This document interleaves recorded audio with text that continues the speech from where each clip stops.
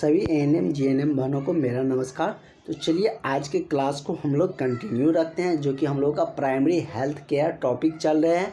बहुत ही महत्वपूर्ण टॉपिक है आप लोगों के एग्ज़ाम की दृष्टि से और बहुत ही इजी टॉपिक है। हम आपको बताते आ रहे हैं कि जो भी इजी टॉपिक है, आसान टॉपिक है, उस टॉपिक से, उस चैप्टर से आपके एक भी सवाल एग्ज़ाम में छूटना नहीं चाहिए, क्योंकि वही सवाल आपको सिलेक्शन दिलाएगा, आपका रिजल्ट दिलाएगा। क्योंकि इजी वाला क्वेश्चन सब बनाता है, तो वो सब के बराबर में आप तभी ना आ पाइएगा। इसलिए इजी वाले क्वेश्चन को बिल्कुल भी मिस मत करिए। इसलिए हम आपको कह रहे हैं बार बार कि आप लोग क्लास ज़रूर ज्वाइन कर लीजिए। जो भी कैंडिडेट अभी तक क्लास नहीं ज्वाइन किए हैं और जो क्लास ज्वाइन कर लिए हैं, उन सारे कैंडिडेटों से रिक्वेस्ट है कि आप अपने फ्रेंड या जो भी आपका ग्रुप है एएनएम जीएनएम का, उसमें शेयर कर दीजिएगा, ताकि और भी स्टूडेंट जुड़े। जितना अधिक स्टूडेंट जुड़ेंगे, हम लोग उतना जल्दी ऐप पे चलेंगे और आपको वहाँ पर ग्रुप डिस्कशन भी उतना ही जल्दी स्टार्ट होंगे।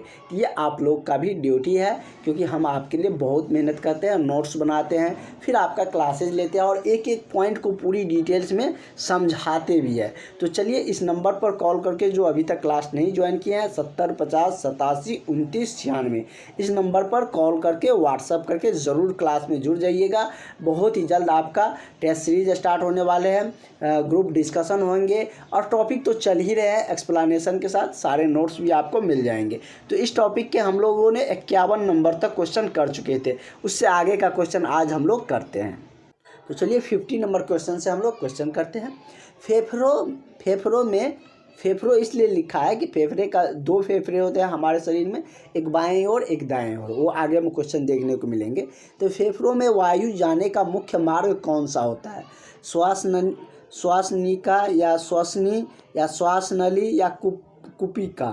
तो ये कुपिका क्या होते हैं? तो फेफड़ों के वायु जाने का एक मुख्य मार्ग है। इसका करेक्ट आंसर आपका ऑप्शन नंबर मतलब श्वास नली है, कुपिका नहीं। कुपिका तो आपका कह सकते हैं कि उसका मतलब सहयोग करते हैं, तो श्वास नली ही इसका मुख्य मार्ग है, जो कि श्वास नली के द्वारा ही फेफड़े तक क्या होता है, शोषण जाते हैं। उसके बाद है, ये क्वेश्चन हम लोग किए भी थे सर कल के क्लास में, कि ग्लोटिक्स एवं एपिग्लोटिक्स का उपअंग कौन से है? ग्लोटिक्स और एपिग्लोटिक्स के बारे में हमने आपको डिटेल्स में भी बताए थे कि एपिग्लोटिक्स और ग्लोटिक्स का क्या फंक्शन है। ये हमने आपको कल के क्लास में बताए भी थे। वैसे हम, यदि आप कहिएगा तो हम अभी भी आपको बता देते हैं एपिग्लोटिक्स और ग्लोटिक्स होता क्या है। तो ये क्या होता है? ये मतलब कि जैसे कि स्वर तंत्र लैरिक्स के बारे में पढ़े थे ना, तो उसी पर एक ढक्कन जैसी संरचना होती है। स्वर तंत्र के बारे में हम लोग जाने थे कि लैरिक्स से हम लोगों का मतलब कि 9 टुकड़े क्या होते हैं, उपास्थि से बने होते हैं, जिससे हम लोग को वॉइस बॉक्स भी कहते हैं। तो उसी पर क्या होता है कि ढक्कन जैसी संरचना पाई जाती है, जिसको एपिग्लोटिक्स कहते हैं। और इसी के कारण आप लोग हिचकी वाले जो सुनते हैं कि हिचकी आ गया, कोई हमको याद कर रहा है, यही आप सुनते आ रहे थे, ये नहीं होता है। इसका मेन रीज़न इसी से रिलेटेड है, वही एपिग्लोटिक्स होता है। हम जब कुछ निगलते हैं तो एपिग्लोटिक्स जो है ना, वो बंद हो जाता है। क्या होता है? तो एपिग्लोटिक्स बंद हो जाता है जब हम कुछ खाते हैं या निगलते हैं तो। और भोजन श्वास नली में न जाए, इसलिए ग्रस नली में चला जाता है। मतलब एपिग्लोटिक्स बंद हो जाता है, इसी कारण से भोजन श्वास नली में न जाकर कहाँ जाता है? तो ग्रास नली में जाता है। और जब आपका एपिग्लोटिक्स खुला रह जाता है भोजन निगलते समय, तब आपको हिचकी आने लगती है। हिचकी आने का मेन रीज़न यही है कि जब आप भोजन कर रहे हो उस समय एपिग्लोटिक्स जो खुला रह गया, तो वो आपको क्या होता है, हिचकी आने लगती है। एपिग्लोटिक्स का नियंत्रण मेड्यूला ऑब्लांगेटा करता है। इसी के द्वारा सांस का भी नियंत्रण किया जाता है, जो कि मस्तिष्क का भाग है। इसको हमने कल के क्लास में डिटेल्स में जाए नहीं भी थे। यहाँ से हम लोगों का मेनली क्वेश्चन है कि दाएं और बाएं फेफड़े का औसत भार क्रमशः कितना होता है? तो हमने आपको कल के क्लास में बताए भी थे कि फेफड़े का मतलब कि 2 भाग होता है। एक तो आप कह सकते हैं कि बाएं फेफड़ा, एक दाएं फेफड़ा, जिसको ओस के मतलब यूनिट में मापा जाता है। तो दाएं फेफड़ा क्या होता है कि वो थोड़ा सा बड़ा होता है। फेफड़ा क्या है? तो फेफड़ा हमारे शरीर का प्रमुख क्या है, श्वसन अंग है। क्या है? तो ये हमारे शरीर का प्रमुख श्वसन अंग है, मतलब कि सांस का प्रमुख अंग यही है। और फेफड़ा में ही ऑक्सीजन क्या होता है कि ब्लड में मिलता है, हमारे जो ब्लड है उसमें मिलता है, और ब्लड फेफड़ा में जाकर ही शुद्धिकरण होता है, मतलब कि शुद्ध होता है। ऑक्सीजन जब उसमें मिल जाता है तब वो शुद्ध हो जाता है, और फेफड़ा को रक्त का शुद्धिकरण भी कहा जाता है। और फेफड़ा होते कितने हैं? 2 होते हैं, एक दाएं साइड एक बाएं साइड। दाएं साइड वाला का भार कितना होता है? औसत भार, वेट जिसको आप लोग कहते हैं WEIGST, वेट कहते हैं, मापते हैं ना, तो ये औसत भार कितना होता है? 23 औंस होते हैं। जैसे आप लोग किलो, ग्राम और लीटर इस सब में मापते हैं, इसी तरीके से इसका वजन औंस में मापा जाता है। तो ये 23 औंस होते हैं दाएँ वाला थोड़ा बड़ा होता है, बाएं वाला 19 औंस होता है। अब ये मत कहिए सर गर्ल्स और बॉय में भी सब सेम ही होता है, तो हाँ दोनों में यही होता है, मतलब कि उसका दाएं वाला भार वही 23 रहता है, और बाएं वाले फेफड़ा का भार 19 औंस रहते हैं। ठीक है, औंस में दिया रहेगा, तो इसका करेक्ट आंसर आपका ऑप्शन नंबर ए हो जाएगा। ठीक है, और उसके बारे में, फेफड़ा के बारे में और उससे रिलेटेड आपसे क्वेश्चन नहीं पूछे जाएंगे, जो हमने आपको बताया उतना से ही पूछे जाएंगे। फेफड़ा को ही फुसफुस भी कहते हैं, और हम लोगों का प्रमुख श्वसन अंग भी है, रक्त का शुद्धिकरण वहीं पर होता है। ठीक है, इतना बात आप ध्यान में रखिएगा, और जहाँ पर भी फेफड़ा आएगा वहाँ पर इतनी बात हम आपको दोहराते चलेंगे, ताकि एग्ज़ाम में आते आते आपको सारी चीज़ें रट जाए, आपके दिमाग में रहे। हम इतना बार आपको बोलेंगे ना कि आपको खुद ब खुद दिमाग में आ जाएगा, आपको ज़्यादा चीज़ें रटने की ज़रूरत नहीं पड़ेंगे, हम खुद ही उतना रिपीट आपको करते हुए चलेंगे। इसलिए हम कहते हैं कि आप लोग एक भी क्लास मिस किए बिना सारे क्लास अटेंड करिए, ताकि आपकी तैयारी बेहतर हो सके, क्योंकि एक दूसरे से सारे क्लास लिंक होते हैं। BTSC ANM को लेकर अभी बहुत समय है, आप लोग लगातार BTSC ANM को लेकर पूछते रहते हैं। BTSC ANM का अब दुर्गा पूजा के बाद उसका सुनवाई ही है, और तब तक आप लोगों का नया फॉर्म का एप्लीकेशन शुरू हो जाएगा, मतलब कि अप्लाई जो है वो शुरू हो जाएगा। तो आप लोग खुद समझदार है, समझिए कि हम लोगों को तैयारी करनी चाहिए, क्योंकि तैयारी नहीं करिएगा तो नई वैकेंसी भी आपसे दूर चला जाएगा। आप नहीं तैयारी करिएगा तो किसी और का तैयारी आपसे बेहतर होंगे, तो उसका ना रिजल्ट होगा। कंपटीशन का मतलब ही है कि जिसका बेहतर है उसको ऊपर से लिया जाएगा। ऊपर से जो, जैसे कि 10,000 पोस्ट है, 50,000 फॉर्म भराता है, 15,000 आप लोगों का आएंगे, तो उसमें 70, पिछला बार तो 50 भराया था, इस बार 70-80 हज़ार भराएगा, 80 से ज़्यादा भराएगा। तो 1 लाख मान के चलिए ना, उसमें से जो 15,000 ऊपर से जिसका अधिक रैंक रहेगा उसको लेगा। तो आप पढ़िएगा नहीं तो कैसे होगा? कहिएगा सर तो हमको मतलब कैसे होगा? तो वही तो नहीं आ रहा है, और भी 12,000 स्वास्थ्य मिशन के तहत आएंगे, PMCH में आएंगे, तो कहीं ना कहीं आपका तैयारी रहेगा तो हो ही जाएगा। पढ़ने वाले कभी रहते नहीं है, उसका कहीं ना कहीं सेटल हो ही जाता है, हो ही लगभग सबका हो जाता है। कारण कि और वैसे भी इलेक्शन है तो बहाली तो आएंगे ही, भरपूर बहाली आएंगे इस साल 24 में। अगर इस साल रह गए ना, तब आपको लंबा इंतज़ार करना पड़ेगा आपको नौकरी के लिए। इसलिए इस बार गोल्डन अवसर है, मौका को जाने मत दीजिएगा। कह कि कौन वक्षीय गुहा और उदर गुहा को अलग करता है? तो वक्षीय गुहा और उदर गुहा को जो अलग करता है वो उसको क्या कहते हैं? डायफ्राम। डायफ्राम का फिगर हमने आपको कल बताए थे ना कि कैसे होता है। तो डायफ्राम जैसे कि आप लोग खस्सी का मीट खाए होंगे, उसमें आप लोग देखते होंगे ऐसे, मतलब कि ये क्या है? स्पाइनल कोड है, हम लोग का स्पाइनल कोड रहता है, जो कि हम लोगों के मस्तिष्क से जुड़ा रहता है। तो इसी में ऐसे संरचना आप लोग देखते होंगे, ऐसे करके रहता है, ऐसी संरचना वाले, जैसे फिल्म और में कभी भूत का दिखाया जाता है ना, तो यही डायफ्राम वाला ही फिगर दिखाए जाते हैं, ऐसे रहते हैं। तो मतलब कि क्या होता है, ये डायफ्राम क्या है? इसका प्रमुख काम है कि नीह शोषण करना, मतलब कि जैसे अंतः शोषण बाह्य शोषण होता है ना, तो इसका काम है बाह्य शोषण में सहायकता प्रदान करना। बाह्य शोषण के लिए ये प्रमुख अंग है। बाह्य शोषण मतलब क्या? जब आप सांस लिए उसको छोड़ेंगे तो उसमें सहायक कौन करता है? जो डायफ्राम करते हैं। तो डायफ्राम उसके लिए सहायक होता है, लेकिन ये काम कब नहीं करता है? आपसे यहाँ से एक और अच्छे क्वेश्चन बन रहे हैं। तो जब कोई गर्भवती महिला होती है तो उसका डायफ्राम निःशोषण में भाग नहीं लेता है। जब गर्भवती हो जाती है कोई महिला, तो उस समय डायफ्राम क्या होते हैं कि निःशोषण में भाग नहीं लेता है। ठीक ना? और भी हमारे बॉडी का शोषण अंग है जो उसमें भाग लेते हैं, लेकिन डायफ्राम नहीं लेते हैं, और नॉर्मल डे में लेते हैं, मतलब कि डायफ्राम निःशोषण में भाग लेते हैं। तो वक्ष गुहा और उदर गुहा, पेट के ऊपर होता है ना डायफ्राम, तो ये वक्ष गुहा और उदर वाले गुहा को दोनों को अलग करने का काम डायफ्राम का ही है। तो करेक्ट आंसर आपका क्या हो जाएगा, ऑप्शन नंबर बी हो जाएगा इस क्वेश्चन का करेक्ट आंसर। अच्छा, आप लोगों को नोट्स मिला हुआ है, तो एक बार क्लास में पढ़िएगा, एक बार नोट्स से पढ़िएगा, आपको सारा आने लगेगा, कोई दिक्कत नहीं होगी। कह रहे रक्त में CO2 की सांद्रता बढ़ाने से शोषण क्रिया क्या होता है, धीमी, तीव्र या अप्रवर्तित। जब रक्त में CO2 की मात्रा बढ़ जाती है तो हम लोगों का शोषण भी क्या होता है, तीव्र होने लगता है, मतलब कि जल्दी जल्दी हम लोगों को सांस लेना पड़ता है।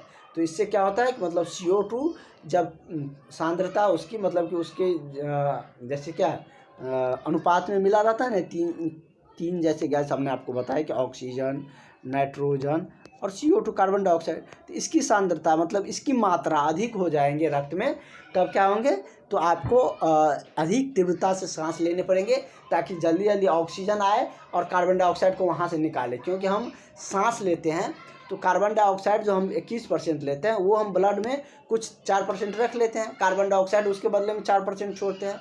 तो हम जब ऑक्सीजन लेंगे अंदर तभी ना कार्बन डाइऑक्साइड बाहर निकलेगा। तब हमारे रक्त में यदि CO2 की सांद्रता बढ़ने लगी तो हम शोषण क्या करेंगे, तीव्र से लेंगे। उसी से सोचने वाली बात है, इसलिए हम फैक्ट बताते हैं कि जो एक्सप्लेनेशन है वो पूरी बताते हैं, जो फैक्ट है वो बताते हैं, ताकि आप उससे किसी भी तरीके से क्वेश्चन रिलेट करके पूछे तो आप उसे बना दें। क्योंकि क्वेश्चन एक अनंत यात्रा है, जब आपको थ्योरी नहीं आएंगे तो आपको क्वेश्चन आएगा ही नहीं। क्वेश्चन आपको कितना रट सकते हैं, रटिएगा दूसरे तरीके से पूछ देगा। देखिए अब इस तरीके से पूछ जाएगा, अगर यही सिंपल क्वेश्चन पूछता तो कहता CO2 की मात्रा कितना हम सांस लेते हैं तो जाता है अंदर, लेकिन इसमें कह रहा है कि रक्त को में CO2 की सांद्रता बढ़ने लगे, मतलब CO2 बढ़ने लगे तो आपको क्या जल्दी जल्दी सांस लेना पड़ेगा, तब ना ऑक्सीजन का मात्रा अंदर जाएगा। तो बस ये सोचने वाली बात है। ये हम कितनी बार बताए हैं आपको कि सांस लेने पर ऑक्सीजन अंदर जाता है और वो ब्लड में जाकर मिलता है, और ये मिलाने का काम कौन करता है, फेफड़ा करता है। तो इसीलिए हम कहते हैं कि मेरा क्लास आप सबके लिए बहुत इम्पोर्टेंट है।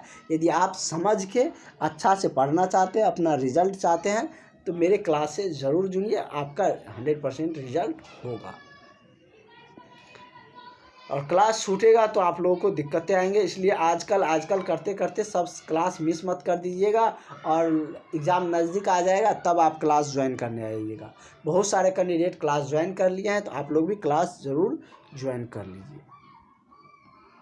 अगला क्वेश्चन है कि शोषण किस प्रकार की अभिक्रिया है। जब हम लोग सांस लेते हैं तो वह किस प्रकार की अभिक्रिया, ऑक्सीकरण, ऊष्माक्षेपी या ऊष्माशोषी या A और B दोनों। ऑक्सीकरण भी अभिक्रिया है, ऊष्माक्षेपी मतलब क्या, ऊष्मा मतलब क्या कहते हैं, रिलीज भी करते हैं। तो मतलब क्या हो जाएगा कि ये मतलब कि ऑक्सीजन जाता है तो ग्लूकोज C6H12O6 ग्लूकोज को तोड़ता है ना, CO2 प्लस H2O 6 मोलिक्यूल्स और प्लस 686 कैलोरी ऊर्जा मतलब ही ऊष्मा निकालता है ना। ये क्या शोषण एक तरीके से अभिक्रिया है, जो कि ऑक्सीकरण अभिक्रिया भी। ऑक्सीकरण मतलब क्या, ऑक्सीजन को ऐड करते हैं, ऑक्सीजन को ग्रहण करते हैं। तो वही हम लोग क्या करते हैं, सांस लेते हैं, शोषण की क्रिया करते हैं, तो ऑक्सीजन को ग्रहण करते हैं ना। तो ये तो ऑक्सीकरण अभिक्रिया हो ही गया। इसी को अपचयन अभिक्रिया भी कहते हैं। फर्स्ट क्वेश्चन हम लोग का इस चैप्टर का यही था कि अपचयन अभिक्रिया क्या है, तो वहाँ पर हमने बताए थे। तो इसी को ऑक्सीकरण, इसी को अपचयन अभिक्रिया भी कहते हैं। वहाँ पर और भी डिटेल्स में बताए थे। ऑक्सीकरण अभिक्रिया भी है शोषण, और ऊष्माक्षेपी भी है। इसके जगह पर अगर अपचयन लिखा रहे तो कंफ्यूज मत करिएगा, इंग्लिश में उसको कैटाबॉलिक लिखा रहता है, ठीक ना। तो इसका करेक्ट आंसर आपका ऑप्शन नंबर डी हो जाएगा, क्योंकि दोनों ऑप्शन सही है। दोनों यहाँ पर दिया है कि A और B दोनों सही है, तो ऑप्शन डी आपका सही हो जाएगा। नेक्स्ट क्वेश्चन कह रहा है कि न्यूमेटिक्स केंद्र जो सांस लय शोषण लय को बनाए रखता है उपस्थित होता है। ये कहाँ पर उपस्थित होता है, ये आपसे पूछे जा रहे हैं। तो मतलब कि इसके बारे में हम लोग जान लेते हैं। क्या कह रहे कि न्यूमेटिक्स जो केंद्र है वो शोषण लय को बनाए रखने के लिए ये कहाँ पर उपस्थित होते थे, ये पोन्स में उपस्थित रहता है। कहाँ पर, तो पोन्स में ये उपस्थित रहता है। न्यूमोटेटिक्स तो ये मतलब कि करेक्ट आंसर आपका ऑप्शन नंबर ए हो जाएगा। अगला क्वेश्चन कह रहा है कि प्रत्येक श्वसन चक्र के दौरान मनुष्य वायु की कितनी मात्रा अंदर एवं बाहर करता है। पूरी श्वसन अभिक्रिया के दौरान कितना मतलब कि श्वसन चक्र के दौरान, चक्र मतलब क्या, साइकिल है। एक बार हम सांस लेते हैं, एक बार सांस हम लेते हैं तो एक बार छोड़ते हैं, एक बार लेते हैं एक बार छोड़ते हैं, मतलब क्या है, एक साइकिल है, एक चक्र है। तो मतलब कह रहा है कि वही कह रहा है, समझा दिया हम आपको चक्र होता क्या है। चक्र मतलब आप घूमने वाला पहिया मत समझ लीजिएगा। साइकिल मतलब एक बार छोड़ना, एक बार निकलना, एक बार छोड़ना, एक बार निकलना, यह सर्किल की तरह, मतलब एक चक्र की तरह है। तो ये क्या है, कह रहा है कि प्रत्येक श्वसन चक्र के दौरान मनुष्य वायु की कितनी मात्रा अंदर व बाहर करता है। ये लगभग 500 ग्राम, 500 ग्राम कहिए या हाफ लीटर कहिए, कितना, तो हाफ लीटर के टर्म में, ठीक ना। तो ये हाफ लीटर वायु हम लोग क्या करते हैं, अंदर बाहर करते हैं श्वसन, मतलब कि प्रत्येक श्वसन चक्र के दौरान, सांस लेने और छोड़ने के दौरान हाफ लीटर जो हम लोगों का वायु है उसको क्या करते हैं, अंदर बाहर करते हैं। तो करेक्ट आंसर इसका क्या हो जाएगा, इसका करेक्ट आंसर आपका ऑप्शन नंबर डी हो जाएगा। नेक्स्ट क्वेश्चन हम लोग देखते हैं क्या कह रहा है कि इंटरकोस्टल पेशियों की इंटरकोस्टल पेशिया, जो पेशिया होते हैं जानते हैं ना, तो उसकी स्थिति क्या होती है। डायफ्राम सीलित एवं इंटरकोस्टल पेशियों को संकुचित करता है, संकुचित मतलब सुकरा देता है, या डायफ्राम या इंटरकोस्टल पेशियों दोनों को शिथिल कर देता है। तो मतलब ये क्या करता है कि निःशोषण क्या करता है, जब अंदर की तरफ हम लोग लेते हैं तो यह डायफ्राम एंड इंटरकोस्टल पेशियों को शिथिल कर देता है। तो यही इसका करेक्ट आंसर हो जाएगा, ऑप्शन नंबर आपका बी करेक्ट हो जाएगा। नेक्स्ट क्वेश्चन हम लोग बढ़ते हैं। अगला आपका क्वेश्चन कह रहा है कि कौन से कोशिकांग में श्वसन क्रिया संपन्न होती है। राइबोसोम, लाइसोसोम, सूत्रकणिका या तारककाय। तो कौन से कोशिकांग मतलब कि श्वसन क्रिया को संपन्न करते हैं, तो तारककाय जो कोशिकांग है वही क्या करता है, तो श्वसन क्रिया को संपन्न, मतलब कि श्वसन प्रक्रिया को संपन्न हो मतलब कराती है या करते हैं। तो ये तारककाय, इसका करेक्ट आंसर हो जाएगा ऑप्शन नंबर आपका डी हो जाएगा, सी हो जाएगा, सूत्रकणिका हो जाएगा। तो इसमें मतलब इस क्वेश्चन पढ़ने में दिक्कत आ गई थी। कौन से कोशिकांग में श्वसन प्रक्रिया संपन्न होती है, मतलब कि उसमें पूरा हो जाता है, तो पूरा तो सूत्रकणिका में होते हैं। तो सही है, ऑप्शन नंबर सी ही होगा, डी नहीं होगा। नेक्स्ट क्वेश्चन देख लेते हैं। नेक्स्ट क्वेश्चन आपका कह रहा है कि श्वसन प्रक्रिया के अंतर्गत कौन से भाग आते हैं। बाह्य श्वसन, आंतरिक श्वसन या गैस का विनिमय या उपयुक्त सभी। तो तीनों होगा।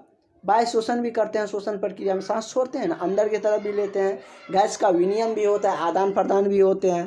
तो ये करेक्ट आंसर हो जाएगा उपयुक्त सभी। तो उपयुक्त सभी किस में दिया है, तो ऑप्शन नंबर डी में दिया है। तो इसका तीनों आंसर होगा, इसलिए इस क्वेश्चन का ऑप्शन डी सही हो जाएगा। 60 नंबर क्वेश्चन तक हम लोग आ चुके हैं। आज ज़्यादा लंबा क्लास नहीं होगा क्योंकि बहुत सारे जो एएनएम और भी जो सिस्टर्स हैं उन्होंने फास्टिंग भी किए होंगे, तो इसलिए ज़्यादा लंबा क्लासेज नहीं होंगे। ऑक्सीजन की उपस्थिति में होने वाला शोषण कौन सा होता है। ऑक्सी शोषण, अनऑक्सी शोषण, वायवीय शोषण या एएनसी दोनों। तो ऑक्सीजन की उपस्थिति में तो ऑक्सी शोषण होगा ही होगा और अनऑक्सी तो होंगे ही नहीं। वायु शोषण, वायु भी हम लोग लेते हैं, तो ये दोनों सही हो जाएगा। इसलिए ऑप्शन नंबर इसका डी सही हो जाएगा। ए एंड सी दोनों है, तो ए एंड सी दोनों सही है। तो ये किस में दिया है, तो ऑप्शन डी में दिया है, तो इसलिए ऑप्शन डी इसका करेक्ट आंसर हो जाएगा।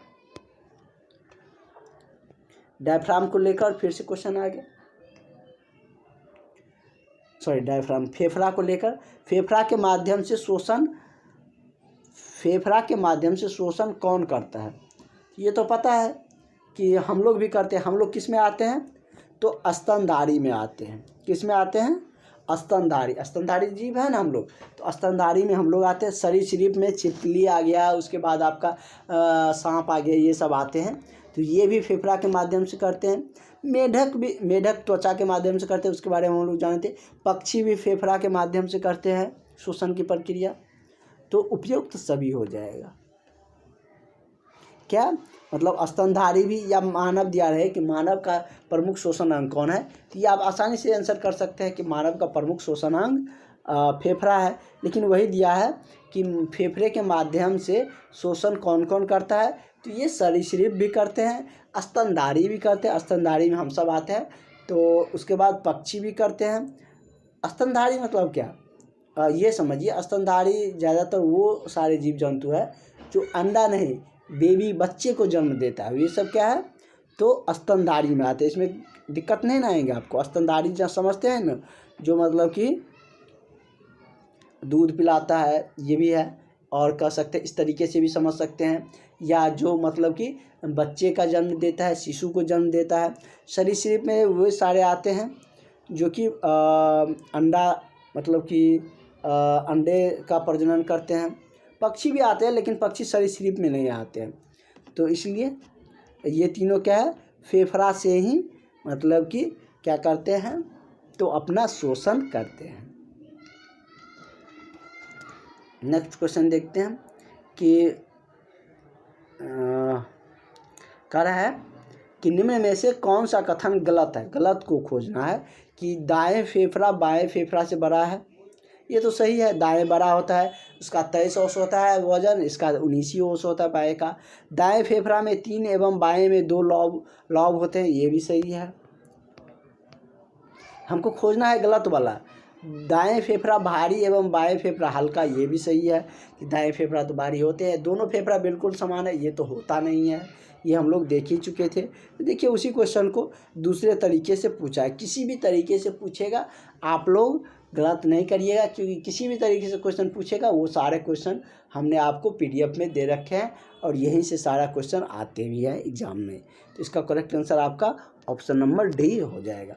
तो ये सारी बातें आप लोग इतने सारे क्वेश्चन भी देखें। आगे का जो भी क्वेश्चन है उसको हम लोग नेक्स्ट क्लास में कंटिन्यू करेंगे। आज के लिए इतना रहने देते हैं, मिलते हैं हम लोग नेक्स्ट क्लास में। और नेक्स्ट क्लास में होगा तो हम लोग नेक्स्ट टॉपिक का क्वेश्चन देखेंगे। इसका 5-6 लेक्चर हो गया। एक टॉपिक का हम लोग कंटिन्यू ज़्यादा लेक्चर नहीं रखेंगे।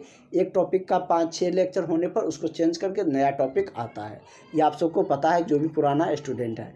तो चलिए हम लोग क्योंकि इससे आपको भी पढ़ने में थोड़ा मतलब इंटरेस्ट बढ़े, क्योंकि हमको पता है कि किस तरीके से आपको तैयारी करवाना है, तो ताकि आपको बेहतर रिजल्ट हो सके। तो चलिए मिलते हैं नेक्स्ट क्लास में। Thank you.